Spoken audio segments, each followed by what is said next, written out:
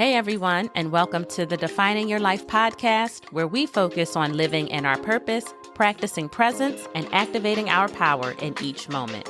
I'm Marsha Rell, your resident pep talk provider, and I invite you to join me as we continue to learn, lift each other up, and strive to level up together. Because we are never finished defining our lives, and it takes a village, so let's build one. Stay tuned for the episode.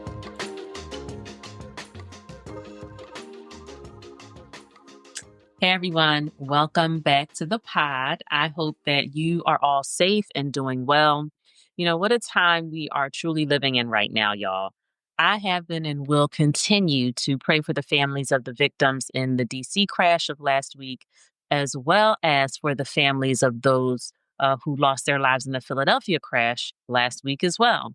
That crash actually happened less than 15 minutes away from my home.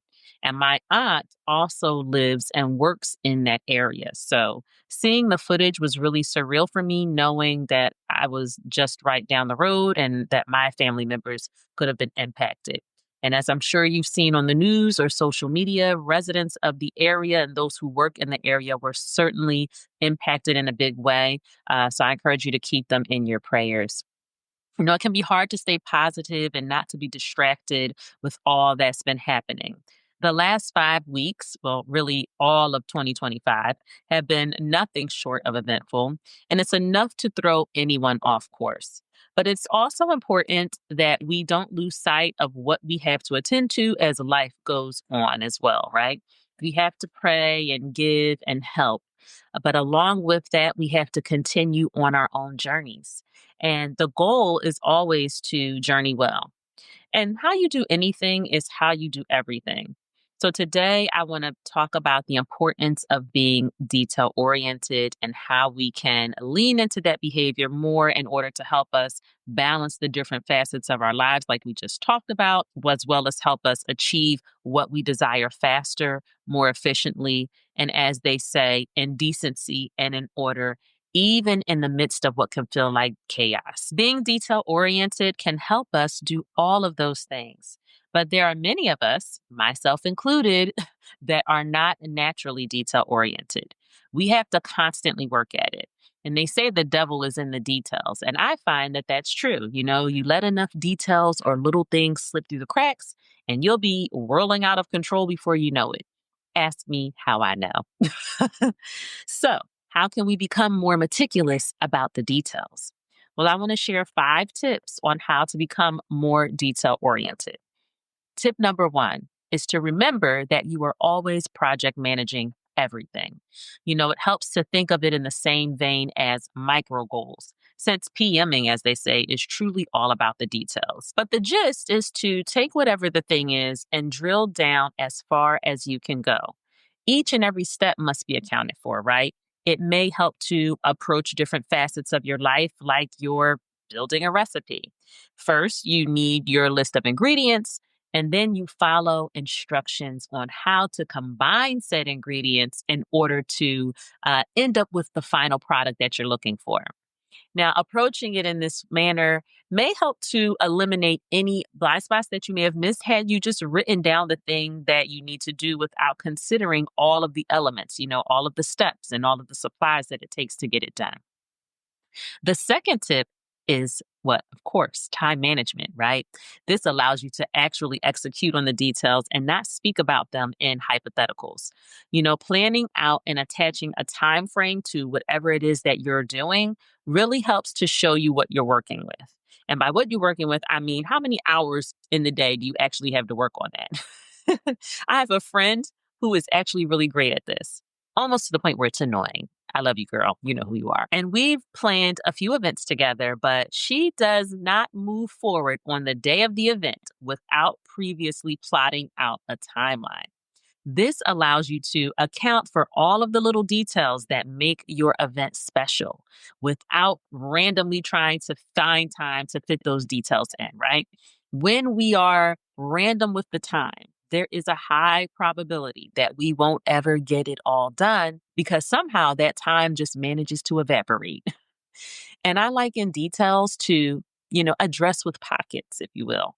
How much more do you love that dress once you discover the pocket detail?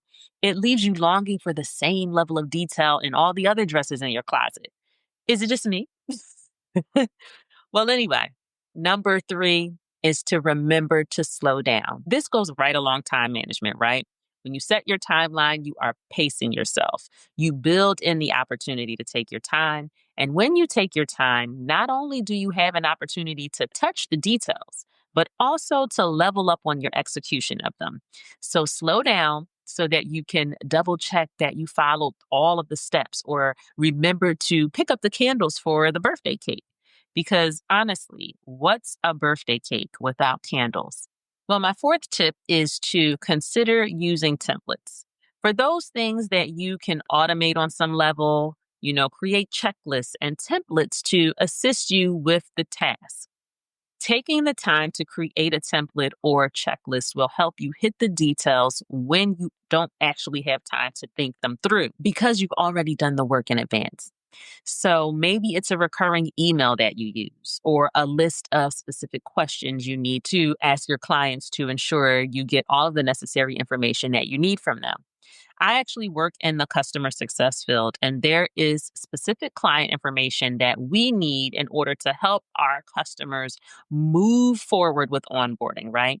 But every customer conversation flows differently. So it really helps to have a document with the questions listed out so that I don't miss anything. Now, my fifth and final tip is to start small.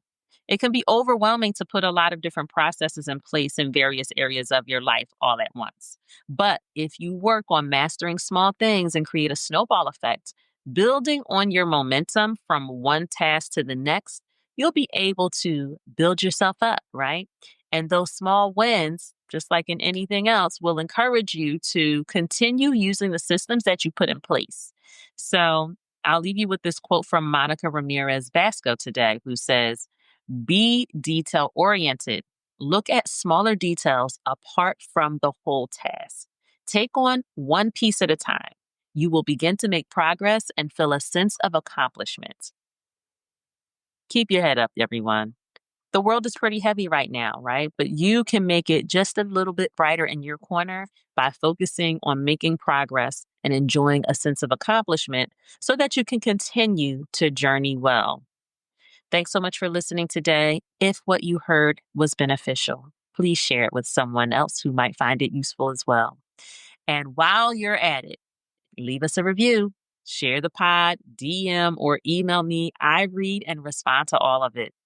I left some links in the show notes with some handy tools and templates to use as you strive to become a more detail oriented person. So check them out. And if you have some tools to share, please share them with me by reaching out to me in all the ways that I previously mentioned. So I will be sure to share them with the village through our social platforms.